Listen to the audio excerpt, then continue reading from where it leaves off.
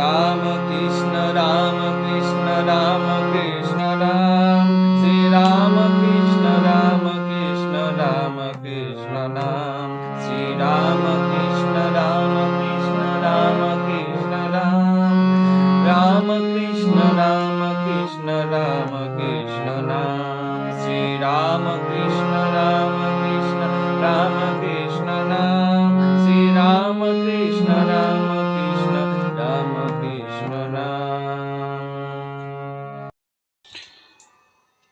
ওম নমো ভগবতে রামকৃষ্ণায় নমো নমঃ। শ্রী শ্রী রামকৃষ্ণ কথামৃত প্রথম খণ্ডে আজ আমরা প্রথম পরিচ্ছেদ পাঠ করব। সার্কাস রঙ্গালয়ে গৃহস্থের ও অন্যান্য কর্মীদের কঠিন সমস্যা ও শ্রীরামকৃষ্ণ। শ্রীরামকৃষ্ণ শ্যামপুকুর বিদ্যাসাগর স্কুলের ধারে গাড়ি করিয়া আসিয়া উপস্থিত।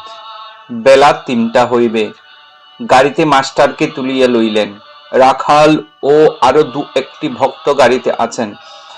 আজ বুধবার 15ই নভেম্বর 1882 খ্রিস্টাব্দ, কার্তিক শুক্লা পঞ্চমী। গাড়ি ক্রমে চিতপুর রাস্তা দিয়া গড়ের মাঠের দিকে যাইতেছে। শ্রীরামকৃষ্ণ আনন্দময় মাতালের ন্যায় গাড়ির একবার এধার একবার ওধার মুখ বাড়াইয়া বালকের ন্যায় দেখিতেছেন, আর প্রতীকদের উদ্দেশ্যে ভক্তদের সঙ্গে কথা কহিতেছেন। মাস্টারকে বলিতেছেন, দেখো সব লোক দেখছি নিম্ন দৃষ্টি, পেটের জন্য সব যাচ্ছে, ঈশ্বরের দিকে দৃষ্টি নাই।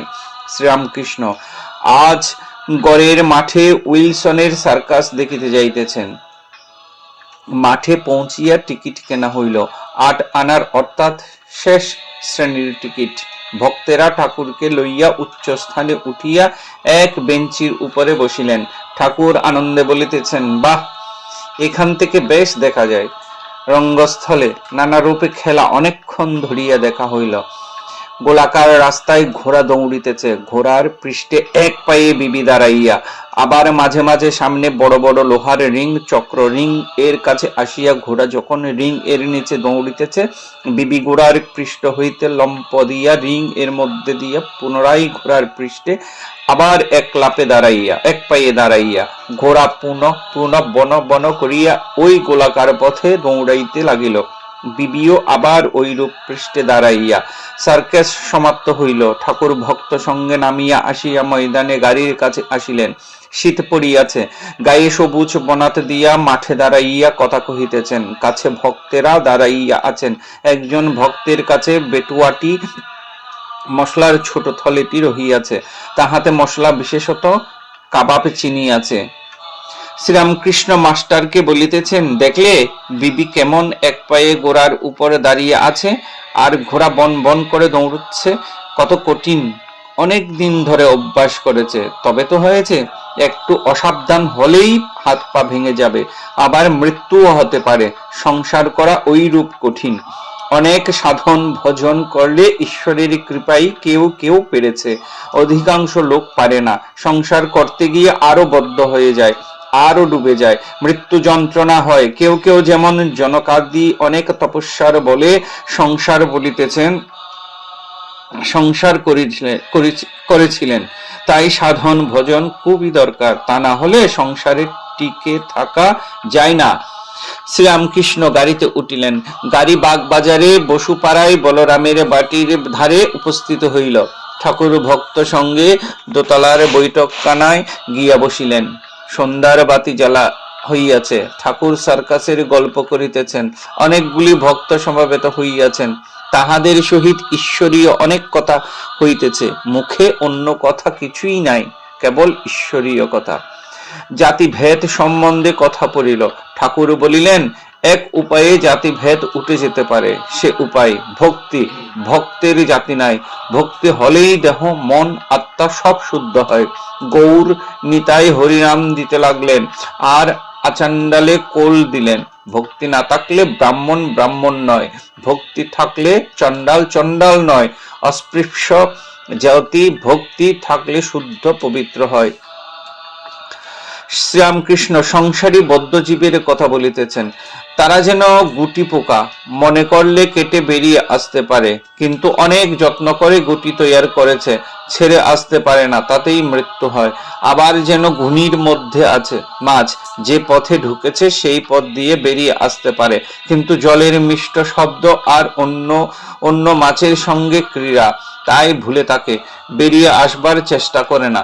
ছেলে মেয়ের আদ আদ কথাবার্তা যেন জলকল্লোলের মধুর শব্দ। মাছ অর্থাৎ জীব, পরিবারবর্গ, তবে দু একটা দৌড়ে পালায়, তাদের বলে মুক্তিজীব। ঠাকুর গান গাহিতেছেন, এমনি মহামায়ার মায়া রেখেছে কি কুহক করে, ব্রহ্মা বিষ্ণু অচৈতন্য জীবে কি জানিতে পারে। বিল করে ঘুনি পাতে, মিন প্রবেশ করে তাতে, গতায়াতের পথ আছে তবু মিন পালাতে নারে। ঠাকুর আবার বলিতেছেন, জীব যেন ঢাল, যাতার ভিতর পড়েছে, পিষে যাবে।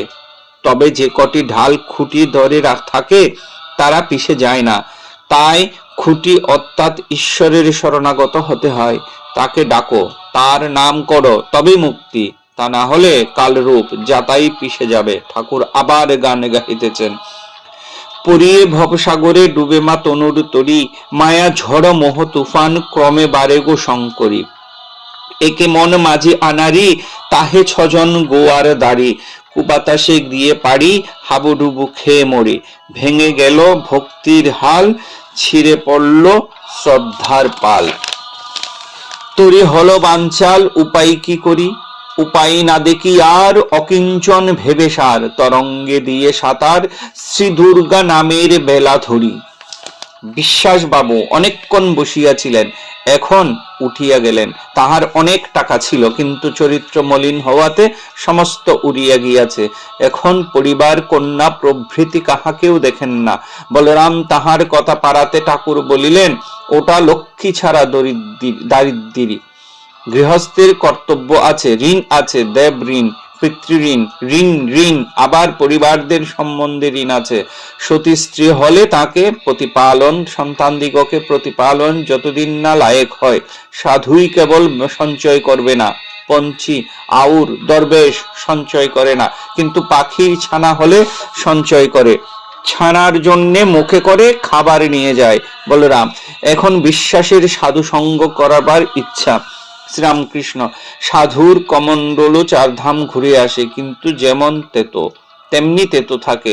মলয়ের হাওয়া যে গাছে লাগে সেসব চন্দন হয়ে যায়, কিন্তু শিমুল, অশ্বত, আমরা, এরা চন্দন হয় না। কেউ কেউ সাধু সঙ্গ করে গাঁজা খাবার জন্য। হাস্য, সাধুরা গাঁজা খায় কিনা, তাই তাদের কাছে এসে বসে, গাঁজা সেজে দেয় আর প্রসাদ পায়।